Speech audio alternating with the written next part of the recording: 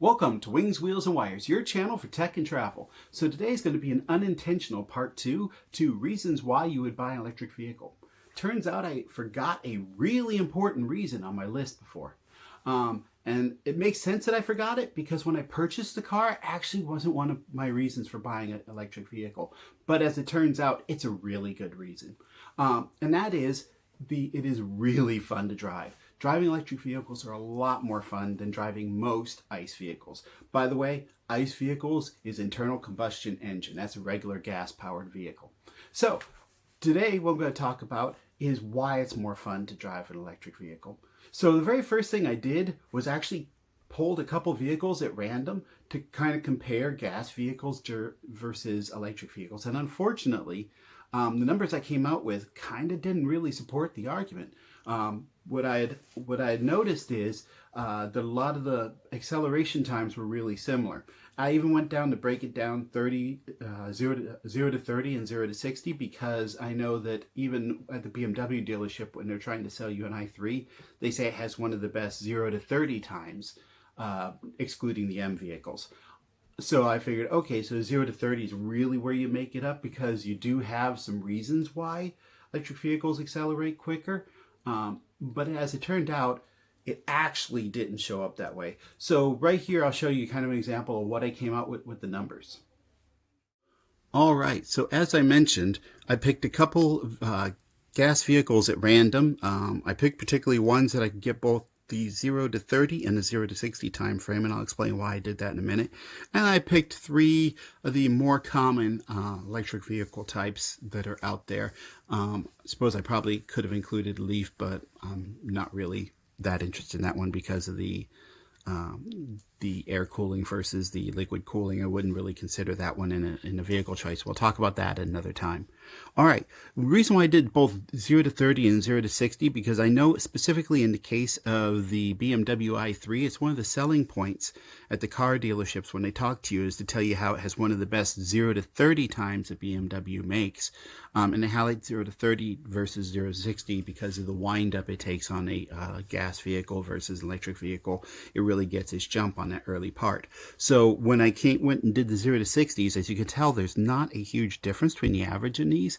I was like, well, maybe they're not as good at 0 to 60, but they're a lot better at 0 to 30. But unfortunately, on paper at least, this really doesn't line up. As a matter of fact, on the 0 to 30 range, electric vehicles actually fell behind a few of their ICE counterparts. And then, of course, when we got up to 0 to 60, they actually started to gain some of that ground back. So what I expected was for it to see a lot better performance from the electric vehicles than the gas vehicles, but unfortunately, this really wasn't the case. And these numbers were arrived from Inside EVs, EV Database, and AccelerationTimes.com, particularly for the gas vehicles. So if you want to check these numbers, feel free to go to those sites. They are great. So as you can tell from the breakdown, electric vehicles actually aren't really all that much faster than a lot of the a lot of the gas vehicles out there. Now, of course, these numbers were taken at random, and they could have, I could cherry pick and come up with some better results probably, but I figured random was the best way to do this. Now, I do have to say that different vehicles perform differently, and you get kind of what you pay for. For example, you notice the one that really pulled the EV vehicles up was the Tesla vehicle, and that's actually not even close to the fastest Tesla vehicle they have. There's a lot of models that are actually faster, but you also have to understand you're paying an awful lot for a Tesla, so you're really paying for that great acceleration. There's also, by the way, electric vehicles that are much slower. I know like the e-Niro and Kona EV are both great vehicles, but they're a lot slower actually when I looked them up. So I just picked a couple at random on both categories and kind of threw them up there. Now it's interesting though because this data doesn't really match the experience. And anyone who's driven an electric vehicle will tell you that that's not how it feels, right? I know like for me, in my car, it's actually kind of a middle of the road as far as the speed for an EV. and even it didn't perform better than a lot of the cars on there. And while I am kind of an aggressive, fast driver, I can tell you I'm almost always the first person through the intersection on a green light, and oftentimes people are barely clearing the intersection before I'm at the next one. So it really feels a lot faster than that. My vehicle actually feels like a super powered golf cart. It's actually a lot of fun to drive.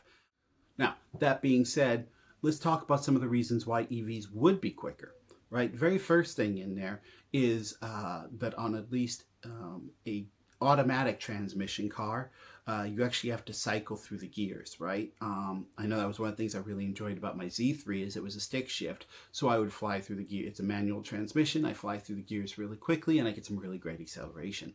I don't like driving my wife's 3 Series because I do feel the lag in that transmission, and that really pulls the car back a lot, I feel. It's kind of interesting thing about electric vehicles is most of them, while they do have a transmission, it technically is an automatic transmission, it's a 1-speed transmission. So you're not shifting.